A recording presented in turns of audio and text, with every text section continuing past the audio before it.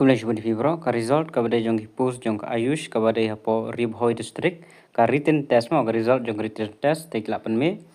As per the result of the written test, the different foods conducted on the 31st August 2024 at St. Paul Higher Secondary School Nongpo, the list of the successful candidates to appear for the personal interview on the 10th September 2024 at 9:30 a.m. in the office of the District Nodal Officer Ayush Nongpo, RIBHOI district are as follow.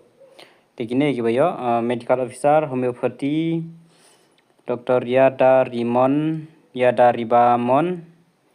Katu Kamak Sikyo, Dr. Iwan Darika, Dr. Ibako Dorsisha, Dr. Patrick, Dr. Lapenhun, dan napok staff nursing GNM, Fidaris, Ridalis, Banala, Ridis, Kermelin, Binola, Pidamutlang, Fimtimai, Balaihun, Karuna, Adap Ai Gimak Sikyo, Lab Technician, Ivandra, Priyanka, Monica, Ibahunlang, Bakraulang, Batsaphi Banroy, dan midwife ANM Press Plinda Umsong but Banisha Lingskor candidate